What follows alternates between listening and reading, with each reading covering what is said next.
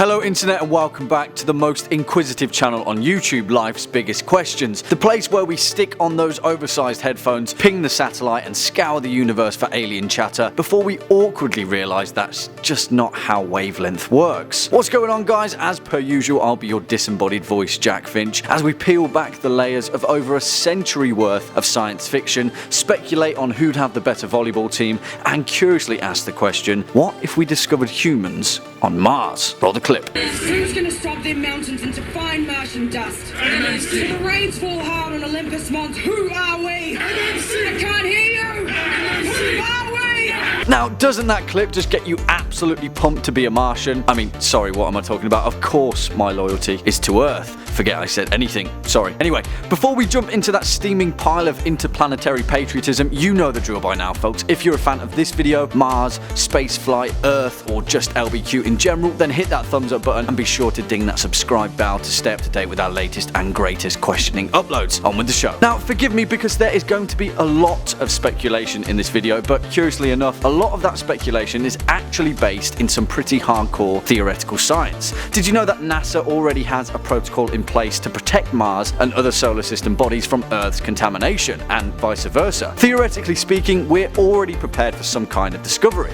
Kind of. NASA's Office of Planetary Protection is the protocol of protecting solar system bodies from contamination by Earth life, and also protecting Earth from possible life forms that may be returned from our solar system bodies. Just like how the Maya were extremely susceptible to old world diseases during the Spanish conquest, the same principle is applied to the solar system and further galaxy. Hell, we don't even know what the hell is out there, right? And as I always like to say, better safe than sorry. It's kind of comforting though, isn't it, to know that if one of our many space probes unearthed an entire other life form, that we have a plan in place, just like that heart-stopping moment in a real-time strategy game when you discover another civilization hidden perfectly behind the fog of war, despite you thinking that you were safe and sound. But that's not the question, is it? The question is if we somehow missed, despite a constant global probing effort since 1971, an entire civilization of people living right up there on the surface of Mars. And not just any old people, no. Humans, our people.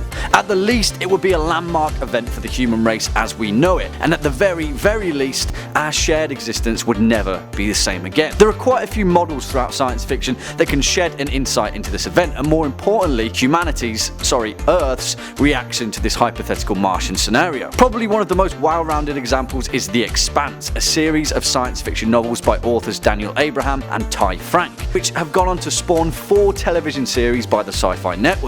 If you haven't seen or read anything in the Expanse world, I would highly recommend them. Side note over. In the Expanse universe, Mars is originally a colony of Earth settlers, which eventually, after becoming an advanced society of self-sustaining scientific leaders, seceded from the rule of Earth, similar to the American colonies of the 1700s. Eventually, after a series of near-miss conflicts, the Society of Mars eventually formed the Martian Congressional Republic to serve as its governing body for the people of its planet. Interesting, right? Well, we can form the basis of our hypothetical situation on a similar timeline, but there's one thing missing in this formula: the fact that human life was there before us. How long before us? Well, that depends, and that particular variation makes a hell of a lot of difference. Say that the SETI Institute's probe, the Search for Extraterrestrial Intelligence, founded by Carl Sagan and Frank Drake, picks up a series of heavy metal signatures, which would usually be associated with smelting and any other types of simple industry, indicating that we discovered a Bronze or Iron Age level civilization. Also, say that they developed as a subterranean society for sake of argument, living in the many tunnels and chasms of the Martian surface,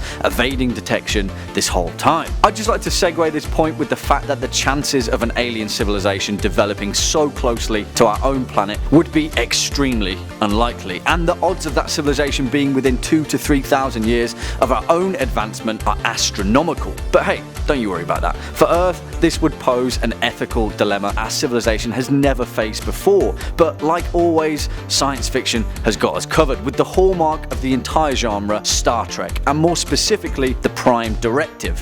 As explained in the 1968 episode Bread and Circuses, the Prime Directive is a protocol that handles the discovery of new life and has special implications for civilizations that have not yet developed the technology for interstellar spaceflight. As the Prime Directive states, the discovery of alien life should be handled with no identification of self or mission, no interference with the social development of said planet, and no references to space or the fact that there are other worlds or civilizations. Why? Well, because how the hell would you react if you were busy smelting your iron short sword or cleaning your tunic in the river when a spaceship floated down from the atmosphere and a man in a white costume and giant glass helmet stepped out? Exactly. Your very existence would be shattered. But how would our civilization right now in 2018 face the knowledge of knowing that we're not alone in the universe? Would we be able to resist ruining the development of another planet? Well, one thing's for sure, it'd be a test of the future blueprint that our species would lay out for itself, and it'd require global scale coordination, politically, scientifically and economically, in an effort to constantly monitor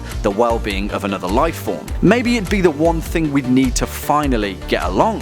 Well, either that or we'd find a way to sell the latest iPhone to a Martian. I don't know guys, what do you think? Let me know your thoughts in the comment box down below. Cheers for sticking around. If you'd like to continue your questioning binge, then go ahead and hit that playlist floating shortly above. Hit that thumbs up, hit that subscribe bell, and I'll be seeing you in the next LBQ video. As always, I've been your host Jack Finch, you've been watching Life's Biggest Questions, and until next time, you take it easy.